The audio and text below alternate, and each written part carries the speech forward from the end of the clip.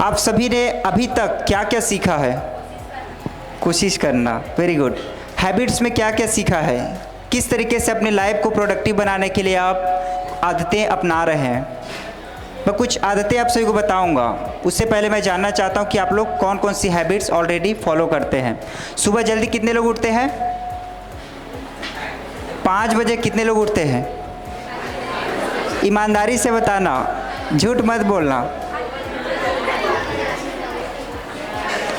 तो ये चीज़ अगर आप लोग नहीं करते होगे तो समझ लो कि अपने आप को बेहतर फ्यूचर की ओर नहीं देखोगे, क्योंकि एक ऐसी हैबिट है जिससे कि आपका माइंड पूरी तरीके से उस काम पर एक्टिव हो जाता है जिस काम को आप चाहते हो, अचीव करना चाहते हो, जिस गोल को अचीव करना चाहते हो। सुबह के प्रोडक्टिव टाइम में कितने लोग मोबाइल यूज़ करते हो बताओ तो? सुबह उठते ही कितने लोग मोबाइल यूज़ करते हो? ईमानदारी से बताना। कुछ लोग। इसका क्या नुकसान है ये तो आप लोगों को फ्यूचर में पता चलेगा, अभी नहीं पता चलेगा।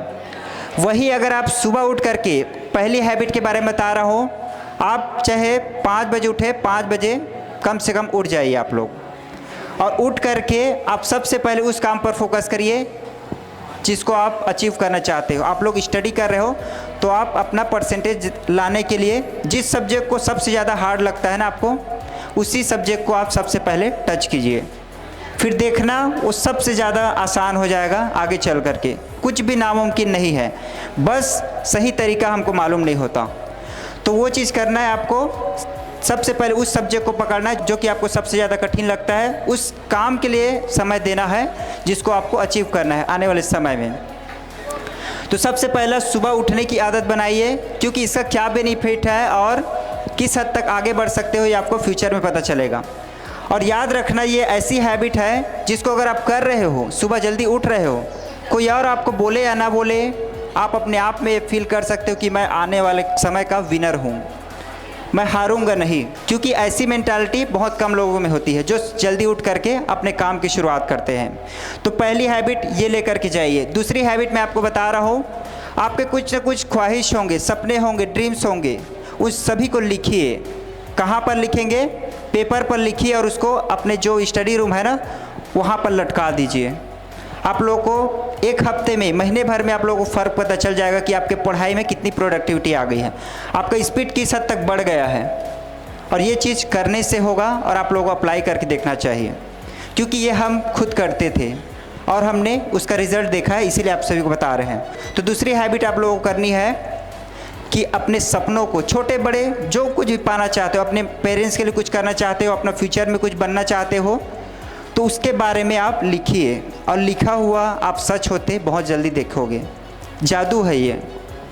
और फिर आप लोगों को तीसरा करना है, कोई ना कोई इंस्पायरिंग किताब पढ़ना है।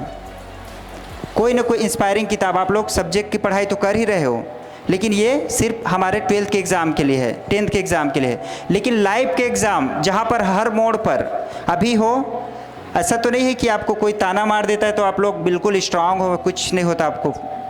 होता है आप लोगों को भी ताना मारते हैं, कोई भी किसी भी टॉपिक पर, किसी भी चीज़ को लेकर के आप लोगों को बुरा लगता है।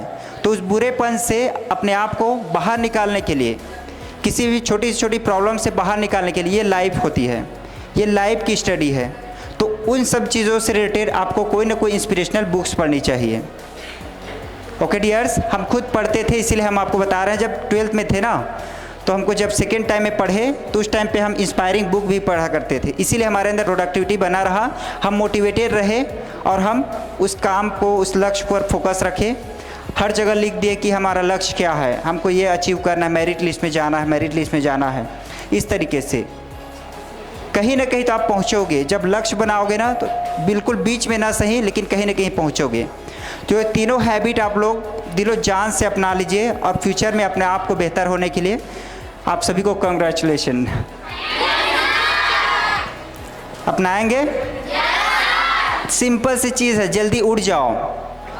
अपने जो भी ख्वाहिश है अपने लिए तो कर सकते हो ना, अगल बगल के किसी के लिए नहीं बोल रहे हैं, अपने लिए करना है। अपने सपनों को, जो कुछ भी चाहिए आपको, उसको लिखो और फिर उसको सामने में लटका दो, चिपका दो।